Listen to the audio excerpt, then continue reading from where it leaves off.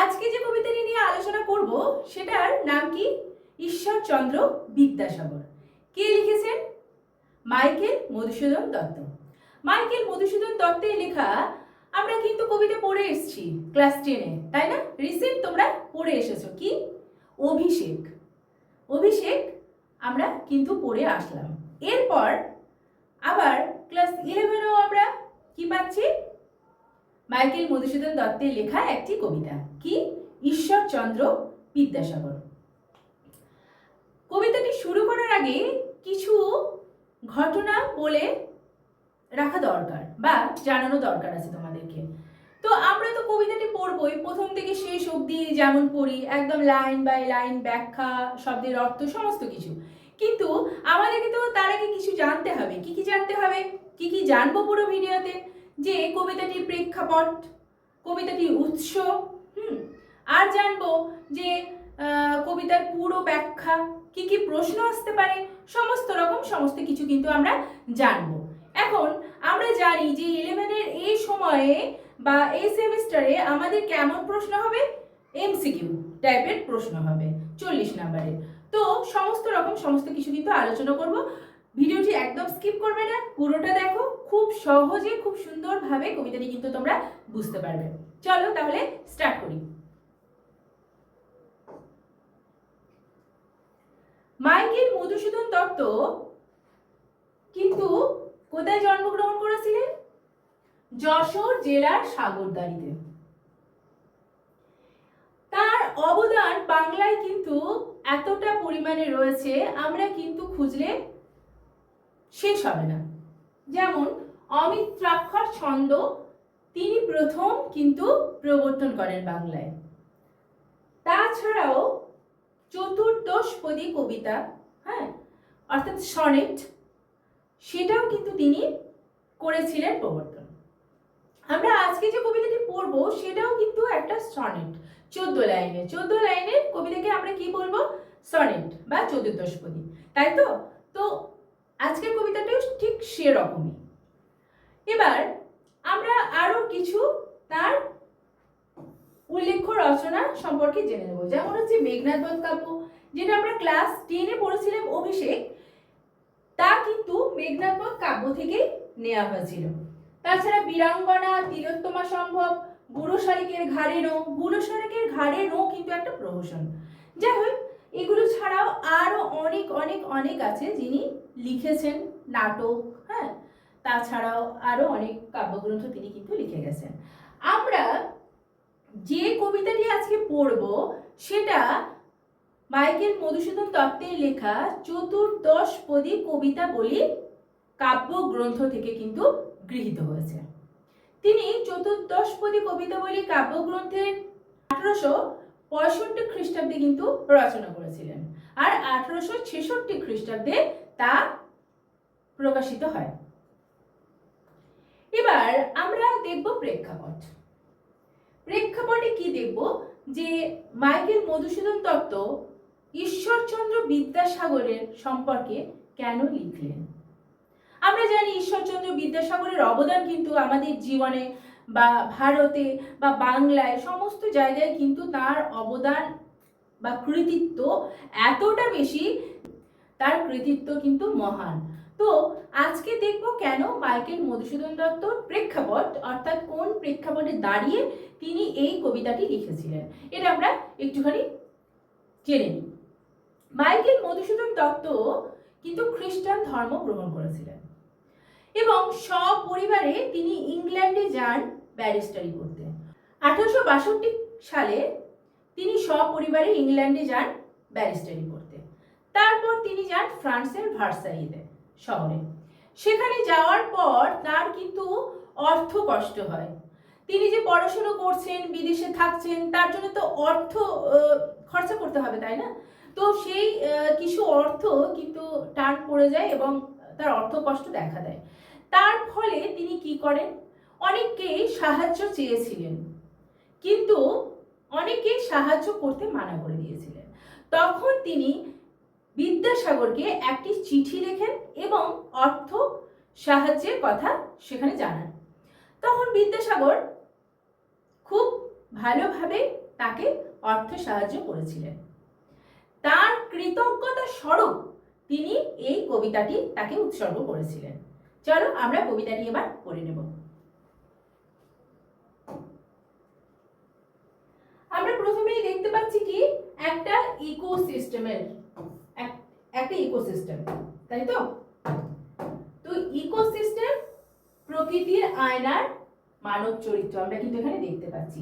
তো এখানে আমরা প্রথমে দেখছি কি একটা সাগর, নদী, হিমালয় এবং বৃক্ষ। কি করে ইকোসিস্টেম চলছে বা এই কবিতার সাথে কেন এটা যুক্ত, এটা তো ভূগোলের বিষয়, কিন্তু কবিতার সাথে এটা কেন যোগ হলো সেটা কিন্তু আমরা কবিতাটা পড়ার পর আমরা আসবো। এখানে কি রয়েছে? সাগর রয়েছে, নদী রয়েছে, হিমালয় রয়েছে এবং বৃক্ষ রয়েছে। তো আমরা আস্তে আস্তে কবিতাটি পুরোটা পড়ে নিই, দেখে নিই, তারপর এটা কিন্তু বুঝতে পারবো যে কেন। চলো, প্রথম অংশ, বিদ্যার সাগর তুমি বিখ্যাত ভারতে। কি বলা হয়েছে? বিদ্যার সাগর। কে? বিদ্যাসাগর, অর্থাৎ ঈশ্বরচন্দ্র বিদ্যাসাগর। ঈশ্বরচন্দ্র বিদ্যাসাগরের পুরো নাম কি ছিল? ঈশ্বরচন্দ্র বন্দ্যোপাধ্যায়। বিদ্যাসাগর হলো তার উপাধি, তাই না? বিদ্যাসাগর কি? তার উপাধি। যাই হোক, তো বিদ্যাসাগর তুমি বিখ্যাত ভারতে, এই বিখ্যাত ভারতে তুমি হলে কি? বিদ্যার সাগর। করুণার সিন্ধু তুমি, তুমি কেমন? তুমি করুণার সিন্ধু। সিন্ধু মানেও সাগর। তিনি কেমন ছিলেন? একদম দয়ার, করুণার সিন্ধু, দয়ার সাগর, তাই না? সেই জানে মনে দিন যে দিনের বন্ধু। সেই জানে মনে যে দিন, দিন মানে দয়ে দীর্ঘি দন্তান্ন দিন, দয়ে হস্যি দন্তান্ন দিন মানে হচ্ছে দিবা, আর দয়ে দীর্ঘি দন্তান্ন দিন মানে কি? দরিদ্র। দিন দরিদ্র বা গরিব। তো এখানে যে গরিব, দিনের বন্ধু কে? তুমি, বিদ্যাসাগর। তুমি হলে দিনের বন্ধু, দরিদ্রের বন্ধু। বন্ধু মানে এরকম বন্ধু না যে সুখের সময় সাথে থাকে। বন্ধু কথার অর্থ কি? যে সুখে দুঃখে সব সময় সাথে থাকে, বিপদে যে পাশে দাঁড়ায়, সেই তো আসল বন্ধু। তো দিনের দরিদ্রের বন্ধু হলেন কে? এই বিদ্যাসাগর। তাহলে আমরা দেখলাম প্রথমে 3টে লাইনে আমরা এটা পড়লাম কি, যে বিদ্যার সাগর তুমি বিখ্যাত ভারতে, করুণার সিন্ধু তুমি, সেই জানে মনে দিন যে দিনের বন্ধু। তাহলে আমরা প্রথম 3টে লাইনে কিন্তু এটা পড়লাম যে কবির মতে তিনি কেমন? তিনি হলেন বিদ্যা এবং দয়ার সাগর, সাধারণ মানুষের কাছে মহান ব্যক্তিত্বের পরিণতি বা পরিণয় করেছেন।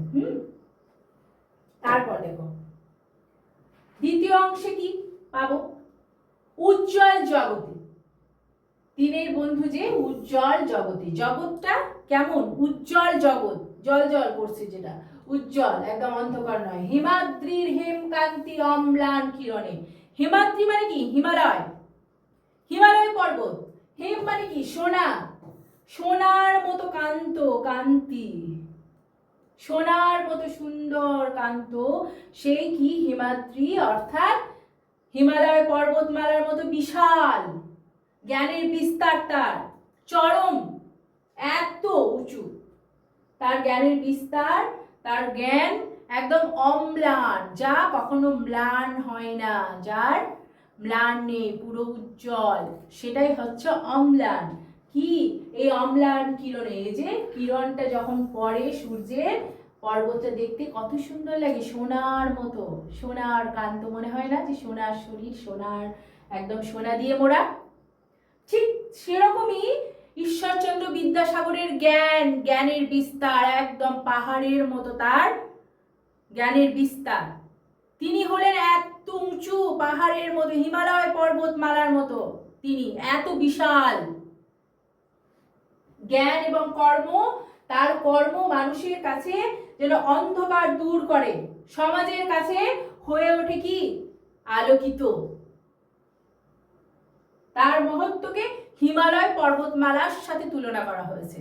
দিয়ে তার মহত্ব, বিশাল মহত্ব, হিমালয় পর্বতমালার মতো। হিমালয় পর্বতমালা যেমন বিশাল, যেমন উঁচু, তার বিস্তৃতি যেমন ঠিক সেরকমই। তাহলে এত সুন্দরভাবে মাইকেল মধুসূদন দত্ত এক একটা উদাহরণ এখানে তুলে ধরেছেন। তারপর দেখো আবার তিনি কি বলেছেন, কিন্তু ভাগ্য বলে পেশ মহাপর্বতে যে জন আশ্রয় লয় সুবর্ণ চরণে।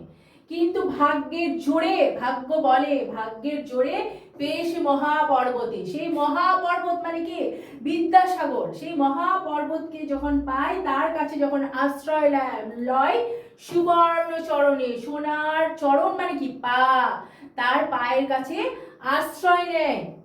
যে ভাগ্য যখন তার সহায় হয়, যে ভাগ্যবান সেই একমাত্র এইরকম পরিস্থিতি, এরকম সান্নিধ্য তার পায়। তার যে ব্যক্তিগত চরিত্র, তার সান্নিধ্য পাওয়ার ভাগ্য সবার হয় না। যারাই পায় তারাই একমাত্র জানে, তারাই ভাগ্য বলে, তারাই ভাগ্যবান। সেই জানে কত গুণ ধরে কত মতে গিরিশ, কি সেবা তার সে সুখ সদনে। সেই জানে যে এই সান্নিধ্য পেয়েছে, তার সান্নিধ্য পেয়েছে যে, সেই জানে একমাত্র, আর কেউ কিন্তু জানবে না, বুঝবে না। আর গিরিশ মানে কি, গিরিশ মানেও হচ্ছে কিন্তু পর্বত, গয়ে হস্যি রয় দীর্ঘি তালবস্য, গিরিশ মানেও পর্বত। সে জানে, তো কি সেবা তার সে সুখ সদনে, তাই না? তিনি যে সুখ, তার যে সুখের সদন, সদন মানে কি ঘর, আশ্রয়, তার যে সুখের আশ্রয় তার চরণে, সেই সুখ পাবে না যে তার সান্নিধ্য পাবে না। যে সান্নিধ্য পাবে, আশ্রয় পাবে তার চরণে, তার সান্নিধ্য যে পাবে সেই বুঝতে পারবে যে বিদ্যাসাগরের মহত্ব, মহানতা। এটাই এখানে কিন্তু তার যে ব্যক্তিগত চরিত্র, তার যে মহত্ব, সেটার কথা এখানে বলা হয়েছে। বিদ্যাসাগরের বাইরের খ্যাতির চেয়ে তার ব্যক্তিগত চরিত্র এবং মানবিকতা ছিল তার গভীর, আরো গভীর এবং মহান। কি, বিদ্যাসাগরের বাইরের চরিত্রে বা খ্যাতির চেয়ে তার ব্যক্তিগত চরিত্র, মানবিকতা আরো গভীর ছিল এবং মহান ছিল। এটাই এখানে বোঝানো হয়েছে। মহান ব্যক্তির প্রকৃত গুণ কেবল তার ঘনিষ্ঠরাই বুঝতে পারবে, তার সঙ্গে যারা ঘনিষ্ঠ হয়েছে, তার সান্নিধ্য যারা পেয়েছে, তারাই বুঝতে পারবে। পরের অংশে চলে যাব। দানে বাড়ি নদী রূপ বিমলা কিঙ্করী। কি বলেছে? দানে বাড়ি, দানে মানে দান করে, বাড়ি মানে কি জল, আমরা সবাই জানি। নদী রূপ, নদী সব সময় কি করে, বয়ে চলে, যারা তৃষ্ণার্ত তাদেরকে জল দেয় সব সময়। সে কিন্তু তার জন্য কোনো পারিশ্রমিক চায় না, বিনা পারিশ্রমিকে নিঃস্বার্থভাবে সে কিন্তু জল প্রদান করে। ঠিক সেরকমই বিদ্যাসাগর, তাই নিঃস্বার্থভাবে তার কাজকর্ম কিন্তু চালিয়ে যায়। তার বিনিময়ে কোনো কিছুই কিন্তু সে চেয়ে বসে না। যোগায় অমৃত ফল পরম আদরে। তিনি কি করেন? অমৃত ফল, অমৃত মানে কি, অমৃত হচ্ছে সবচেয়ে সুন্দর, সবচেয়ে ভালো, সবচেয়ে সুমিষ্ট বস্তু, সেটাই হচ্ছে অমৃত। সে অমৃত ফল পায়, হ্যাঁ, পরম আদরে, খুব আদরে সেই অমৃত ফল যোগায়। অর্থাৎ তার কি করে, বিদ্যাসাগর সবার কল্যাণ করে নিঃস্বার্থভাবে, এবং তার ফলস্বরূপ মনে হবে যেন অমৃত, তার ফল মনে হবে কি এমন অমৃত স্বরূপ। তাহলে কিঙ্করী মানে কি, এখানে কিঙ্করী মানে হচ্ছে কিন্তু দাসী।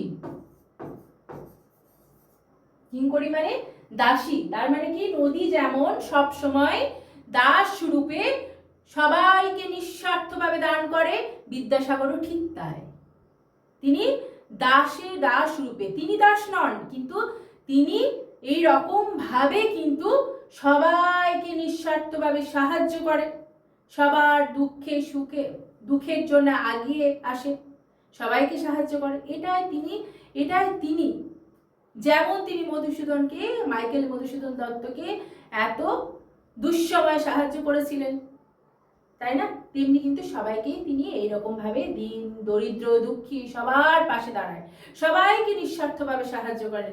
তিনি যে সমাজ কল্যাণকর দানশীলতা, তার যে উদারতা, তার যে খাবার পোশাক সমস্ত তার যে উদারতা, তিনি যে দান করেন সেইগুলোর কথা বলা হয়েছে এখানে।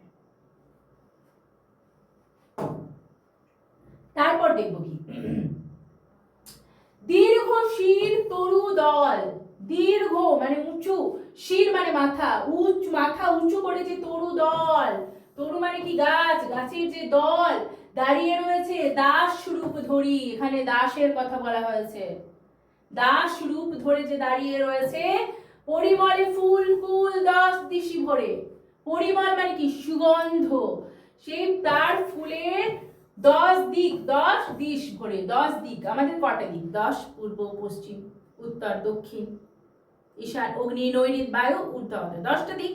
তো কি করে, গাছ যেমন তরুদল, যেমন গাছ আছে সেখানে ফুল ফল সমস্ত রকমই হয়, সব সময় তার যে ফুলের সুগন্ধ ফল সমস্ত কিছু কিন্তু কি করে, তার সৌরভ তার সুগন্ধ 10 দিক ভরিয়ে দেয়।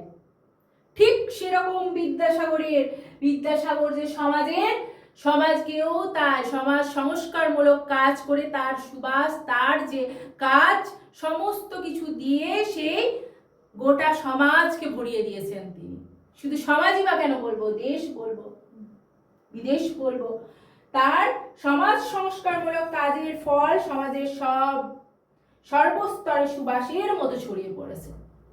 যেমন গাছের সৌরভ সুবাসের মতো চারিদিক ছড়িয়ে পড়েছে, ঠিক সেরকমই বিদ্যাসাগরের কাজগুলো, সমাজ সংস্কারমূলক কাজ, তার যে অনেক কাজ আছে সমাজ সংস্কারমূলক, তা কিন্তু আমরা জানি, সবাই জানি, কেউ না জানা নয়, তার কাজে কিন্তু শেষ নেই। তার সমাজ সংস্কারমূলক কাজের যে সুবাস কাজ, সেটা সুবাসের মতো কিন্তু চারিদিক ছড়িয়ে পড়েছে। এটাই বলেছেন, এত সুন্দর সুন্দর বাক্যের মাধ্যমে যে এত ভালোভাবে উদাহরণ দিয়ে মাইকেল মধুসূদন দত্ত যে বুঝিয়েছেন, কিচ্ছু বলার নেই।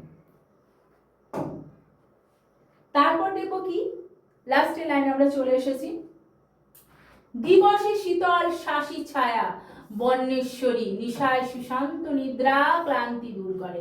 দিবস মানে কি, দিবস মানে দিন, শীতল মানে ঠান্ডা, শাসী ছায়া তার মানে কি, দিনের বেলায় প্রখর রোদে যখন মানুষ কাজ করে এদিক ওদিক, তখন তারা কি চায়, একটা শীতল ছায়া গাছের, তাই না?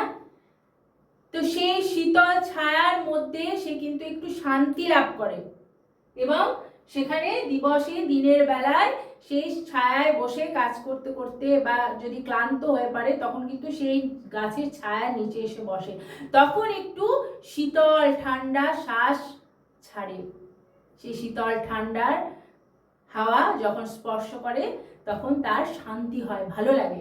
ঠিক বন্যেশ্বরী, বনের ঈশ্বর, তাই না? বনের সবচেয়ে বড় বন্যেশ্বরী গাছকে বোঝানো হয়েছে। নিশা মানে কি, রাত্রি, ঠিক সুশান্ত নিদ্রা, ঠিক সেরকমই রাত্রিতে যেমন সুশান্ত নিদ্রা দরকার হয়, ক্লান্ত দূর করে, শান্ত নিদ্রা শান্তির দরকার হয়। আমরা যখন সারা দিন রাত খেটে খুঁটে ক্লান্ত হয়ে যখন আমরা রাত্রিবেলা শুই, তখন আমাদের কি দরকার হয়, একটা শান্তির ঘুম দরকার হয়। নিদ্রা মানে কি, ঘুম। তো সেই সুশান্ত নিদ্রা ক্লান্তি দূর করে, যেমন ভাবে গাছের ছায়া যেমন কোনো মানুষকে দিবসে প্রখর রোদে একটুখানি শ্বাস ছাড়ে শান্তি দেয়, ঠিক সেরকমই বিদ্যাসাগরও কি করে, একটি ছায়া দানকারী মহিরুহ বিদ্যাসাগর, তিনি সঙ্গে তার এই মহিরুহ তার সাথে তুলনা করা হয়েছে, তিনিও শান্তি প্রদান করে, যিনি মানুষের দুঃখ ও ক্লান্তি দূর করে, মানুষকে সব সময় পাশে থাকে, মানুষের সাহায্য করে, তার এই যে ক্লান্তি দূর করে, জীবনের নিরাপত্তা আশ্রয় শান্তির জায়গায় হচ্ছে কে, ঈশ্বরচন্দ্র বিদ্যাসাগর। তো নিরাপত্তা আশ্রয় এবং শান্তির জায়গা এই বিদ্যাসাগরের সাথে তুলনা করা হয়েছে, তার যে মহানতা বিশালতা তুলনা করা হয়েছে সব কিছুর সাথে। এক এক করে সুন্দরভাবে আমরা দেখলাম। দেখো এখানে প্রথম থেকে শেষ অবধি আমি বললাম, তো সেখানে কি কি কোশ্চেন হতে পারে এটা আমি বলবো। তার আগে আমরা দেখবো কি কবির রূপক কি কি দেওয়া হয়েছে, সাগর, হিমালয়, নদী এবং মহিরুহ, তাই না? প্রকৃতির কাজ জল ধারণা, আলো ছড়ানো, জল সরবরাহ, ছায়া, ফল প্রদান করা। তেমনি মানবীয় গুণ এখানে অসীম জ্ঞান ও করুণা, খ্যাতি ও মহিমা, নিঃস্বার্থ দান এবং আশ্রয় শান্তি। সবকিছুই কার কাছে? এখানে বিদ্যাসাগরের কথা বলা হয়েছে। দরিদ্রের বন্ধু তিনি, তিনি দিনের বন্ধু, দরিদ্রের বন্ধু, অজ্ঞতার অন্ধকার দূরীকরণ করেছেন, তিনি দূর করেছেন। মানুষের কল্যাণে সব সময় তিনি প্রস্তুত, ক্লান্তি ও দুঃখ দূর করেন তিনি, তার কাছে আশ্রয় শান্তি পাওয়া যায়। এত কিছু কিন্তু কি প্রতিটি প্রাকৃতিক উপাদান বিদ্যাসাগরের চরিত্রে কিন্তু বর্তমান, হ্যাঁ, যা তাকে একটি সম্পূর্ণ প্রতিষ্ঠানে পরিণত করেছে। তিনি শুধু একজন মানুষ নন, তিনি একজন সম্পূর্ণ প্রতিষ্ঠান। তো আমরা প্রথমে চলে যাই, আমরা দেখব এর সাথে ওর কি সম্পর্ক। এই যে এখন আমরা চলে এলাম যে এখানে আমরা কবিতায় সমস্ত কিছু পেলাম, সাগর পেলাম, জ্ঞান করুণার সাগর তিনি কে? বিদ্যাসাগর। নদী পেলাম যিনি নিঃস্বার্থভাবে দান করেছেন, কে? কার মতো? বিদ্যাসাগরের মতো। হিমালয় পেলাম যিনি, যার খ্যাতি আলো ছড়িয়ে পড়েছে, বিশাল জ্ঞানের বৃক্ষ, যিনি আশ্রয় এবং শান্তি দান করেন। তো সমস্ত কিন্তু এই প্রকৃতির ইকোসিস্টেমের মতোই কিন্তু বিদ্যাসাগরকে তুলনা করা হয়েছে, এই প্রাকৃতিক ইকোসিস্টেম। তাহলে প্রাকৃতিক ইকোসিস্টেম আর বিদ্যাসাগর দেখলাম। এখন দেখব কি কি প্রশ্ন হতে পারে। দেখো বিদ্যাসাগর কে? এখানে তুমি মানে কে হতে পারে? করুণার সিন্ধু কে? কার কথা বলা হয়েছে? দিন মানে কি? দিনের বন্ধু মানে কার কথা বলা হয়েছে? তার আগে আমরা দেখব কি লেখককে, কোন কাব্যগ্রন্থ থেকে নেওয়া হয়েছে, এগুলো কোশ্চেন আসতে পারে, ঠিক আছে? কত সালে রচনা করা হয়েছিল এটাও আসবে। তারপর আমরা দেখলাম দ্বিতীয় অংশে জ্ঞানের বিস্তার, অজ্ঞতা দূরীকরণের এখানে এসেছে। অম্লান মানে কি? হিমাদ্রি কথার অর্থ কি? হেমকান্তি কেন বলা হয়েছে, এগুলো আসবে বা আসতে পারে। তারপর কি কার সুবর্ণ চরণের কথা বলা হয়েছে এখানে? গিরিশ কথার অর্থ কি? কার সাথে তুলনা করা হয়েছে, এটা আসতে পারে। ডানে বাড়ি নদী রূপ, এখানে এই লাইনে পুরো অনেকগুলো প্রশ্ন আসতে পারে। কিঙ্করী কথার অর্থ কি? এখানে নদী রূপ কেন বলা হয়েছে? বাড়ি মানে কি? যোগায় অমৃত ফল, কে যোগায়, কেন যোগায়, কিভাবে, এগুলো সমস্ত আসতে পারে। তারপর কি দীর্ঘশির তরুদল মানে কি? দাসরূপ ধরি কেন বলা হয়েছে? পরিমল মানে কি? কিভাবে 10 দিশ ভরে, রবি বিদ্যাসাগর কিভাবে এর সাথে তুলনা কেন করেছেন? শাসী কথার অর্থ দিবসে শীতল ছায়া, বর্ণেশ্বরী মানে কি? নিশা মানে কি? সুশান্ত নিদ্রা কেন বলা হয়েছে? ক্লান্তি কিভাবে দূর হয়? এই সমস্ত কিন্তু কোশ্চেন আসতে পারে সমস্ত ভাবেই, যে কোনো জায়গা থেকে কিন্তু শর্ট কোশ্চেন ছোট ছোট ছোট ছোট দিতে পারে। তার জন্য আমাদেরকে রেডি থাকতে হবে। পুরোটা যদি আমরা জানি, কবিতাটা যদি আমরা খুব সুন্দরভাবে মন দিয়ে শুনি এবং বুঝি, তাহলে যেখান থেকে কোশ্চেন দিক না কেন আমরা কিন্তু পারবো, অসুবিধা হবে না। তো শেষে আমরা কি দেখলাম, যে কবিতার মূল ভাব একদম ছোট্ট করে একটু বলে দিই। মানবতার এক উজ্জ্বল আদর্শ বিদ্যাসাগর ও তিনি করুণার সিন্ধু। ঈশ্বরচন্দ্র বিদ্যাসাগর কবিতায় মাইকেল মধুসূদন দত্ত বিদ্যাসাগরকে কেবল একজন ব্যক্তি হিসেবে নয়, বরং প্রকৃতির এক বিশাল জীবন দায়ী শক্তি রূপে চিত্রিত করেছেন। তাই তো দেখলাম বিদ্যাসাগরকে তার কৃতজ্ঞতা স্বরূপ হিসাবে তিনি এত সুন্দর একটা কবিতা উৎসর্গ করেছেন। আজকের মতো এই কবিতাটি এখানেই শেষ হলো। তোমাদের কেমন লাগলো অবশ্যই কমেন্ট করে জানাবে, বন্ধুদের সাথে শেয়ার করবে, লাইক করবে এবং চ্যানেলটি অবশ্যই সাবস্ক্রাইব করবে। এতক্ষণ সঙ্গে থাকার জন্য অনেক অনেক ধন্যবাদ। Thank you.